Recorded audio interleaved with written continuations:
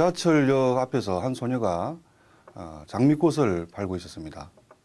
그래서 한 소녀는 장미꽃을 사세요, 장미꽃을 사세요 하고 지나가는 행인들에게 판매를 했고, 그 옆에 있던 또 다른 소녀는 사랑 한 송이 들여가세요 라고 했습니다. 그리고 또 그 옆에 있던 또 다른 소녀가 장동건이 고소영에게 사랑 고백할 때 줬던 장미꽃입니다 하고 소개를 했습니다. 이 결과는 첫 번째 소녀보다는 두 번째 소녀가, 그리고 두 번째 소녀보다는 세 번째 소녀가 훨씬 많은 장미꽃을 팔게 됐습니다. 그것은 무슨 뜻일까요?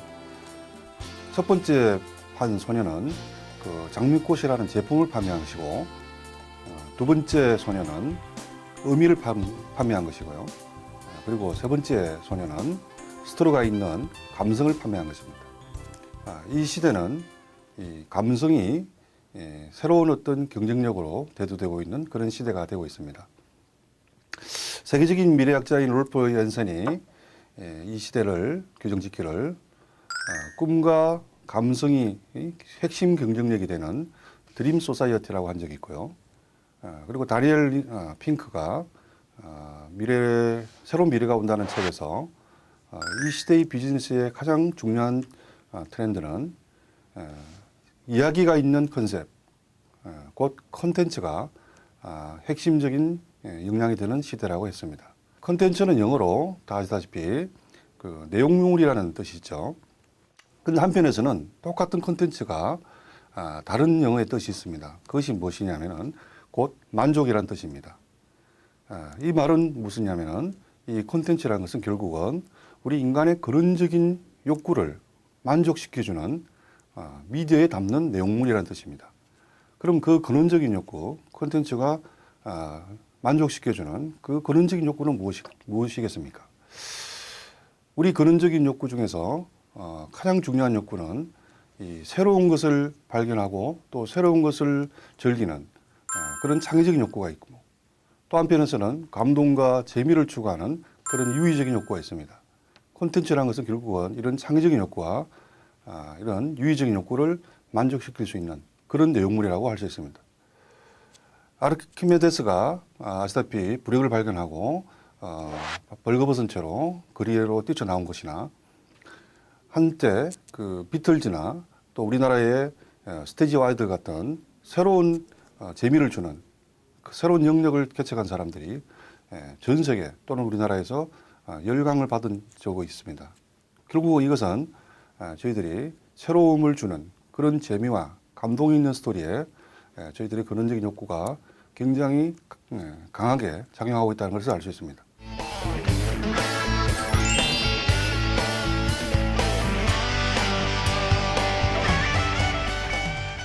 콘텐츠 마케팅이라는 것은 우리 인간의 이런 근원적인 욕구를 만족시킬 수 있는 그런 콘텐츠를 활용을 해서 어떻게 산업을 활성시키고, 또 한편에서는 기업의 제품이나 브랜드를 활성화시킬 것인가, 이 두 가지의 관점에서 콘텐츠 마케팅은 진행되고 있습니다. 첫째는 OSMU 전략이라고 있습니다. 그것은 무슨 말이냐면은 원소스 멀티 유저 전략이라고 해서 하나의 원천 콘텐츠를 활용을 해요. 다양한 장르로 확산함으로써 새로운 시너지가 일어나고, 또 한편에서는 매출의 증대를 일으키는 것입니다. 가장 대표적인 것이 그 해리포터의 사례가 될 수 있겠죠. 조앤 롤링이라고 하는 작가가 그 해리포터라는 소설을 썼습니다. 그 해리포터라는 소설을 쓴 이후에 이 해리포터라는 주제를 가지고 그 같은 내용을 가지고 그 원천 콘텐츠를 게임과 또 영화와 또 완구와 그리고 테마파크와 다양한 장르로 확장이 되면서 지난 10년 동안 해리포터가 전 세계에서 벌여들인 매출이 310조가 넘는다고 합니다. 이런 310조 정도의 규모는 우리나라 총 이 자동차 매출량보다도 많고, 또 한편에서는 반도체 수출량보다도 많습니다. 두 번째는 라이선스 확장 전략입니다. 그 라이선스 확장 전략은 그 원천 컨텐츠 가지고 있는 라이선스를 외부에 또 다양한 어떤 장르에 또는 다양한 제품에 저작권을 통해서 수수료를 받고 활용할 수 있도록 제공해 주는 것입니다. 미키마우스가 굉장히 좋은 사례가 될 수 있는데요. 그 미키마우스는 지금 현재 3,000개 이상의 다양한 제품에 이렇게 라이선스 확산이 되고, 이런 결과를 통해서 매년 그 미키마우스의 연봉이 6조 이상이 되고 있습니다. 그만큼 전 세계적으로 확산되면서 그 라이선스 확장을 통해서 큰 규모의 매출을 현재 일으키고 있습니다. 그런데 이 미키마우스의 등장과 함께 미키마우스가 제정한 것이 미키 헌법이라고 것이 있는데, 그 미키 헌법의 핵심적인 두 가지 조항이 있습니다. 첫 번째 조항은 미키는 어떤 상황에서도 우리 가족에게 유해한 그런 내용이나 제품에 활용하지 않는다. 두 번째는 이 미키를 새로운 시대의 변화에 따라서 항상 변화시킨다. 이 두 가지의 미키 헌법을 통해서 1928년 조그마한 애니메이션에서 등장했던 이 미키가 지금은 전 세계에서 가장 사랑받는, 그리고 라이선스 비용만 해도 6조라고 하는 엄청난 매출을 일으키는 그런 캐릭터로 등장하게 됩니다. 우리나라 이처럼 건강한 그리고 유익한 그런 어떤 정신을 가지고 이런 콘텐츠를 확산시키면은 좀 더 부가가치가 높아지고 전 세계적으로 확산할 수 있는 그런 라이선스 확장 전략을 통해서 또 다른 매출을 일으키리라고 생각하고요.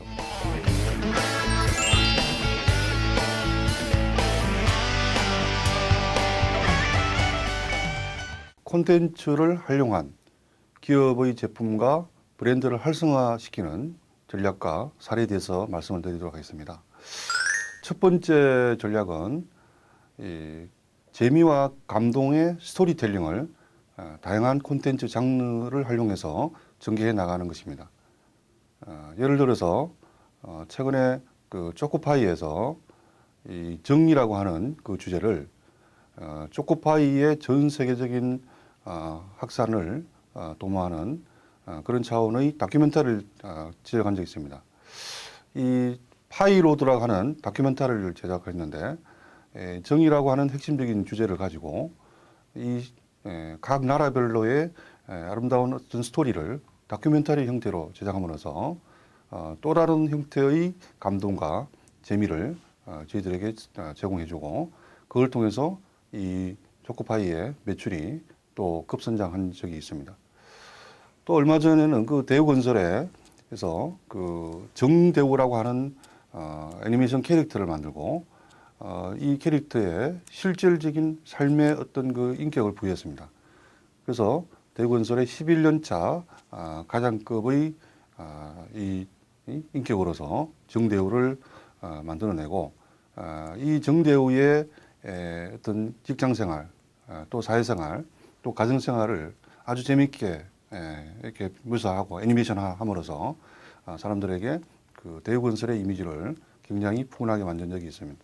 두 번째 콘텐츠 활용 방법은 이 다양한 콘텐츠의 제작에 PPL 또는 그 스폰서를 통해서 참여하게 되는 겁니다.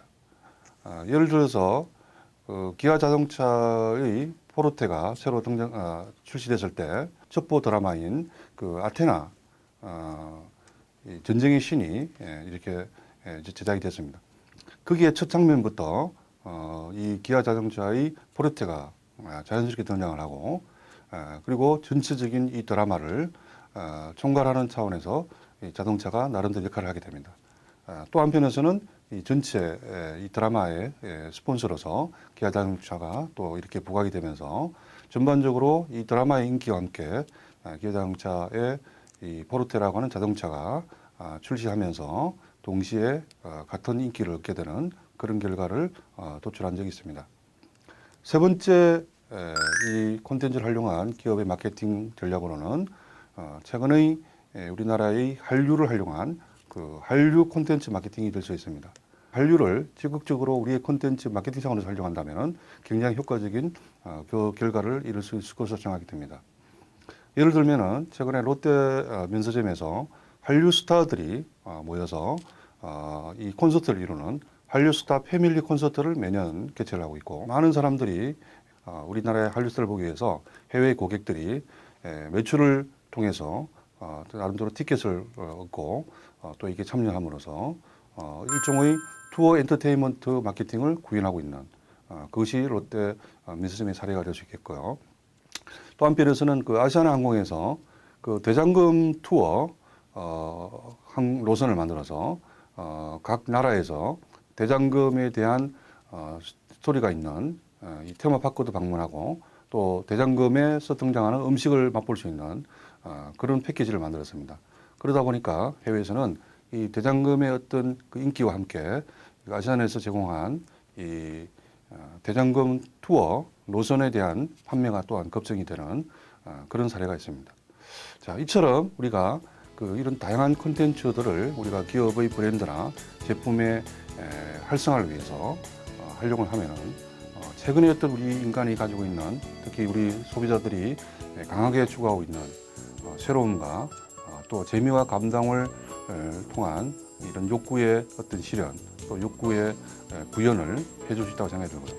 그래서 이런 차원에서 콘텐츠 마케팅은 앞으로 굉장히 중요한 역할을 할 것으로 생각이 됩니다. 이제 콘텐츠를 활용한 마케팅 또는 콘텐츠 산업을 활성화시키는 마케팅은 이 꿈과 감성의 시대에 절대적으로 필요한 영역이 되고 있습니다. 이제 기업의 경쟁력 강화와 또는 기업 제품과 브랜드의 활성화를 위해서도 이러한 콘텐츠를 적극적으로 활용하고 콘텐츠 마케팅을 구현할 그럴 필요가 있는 것입니다.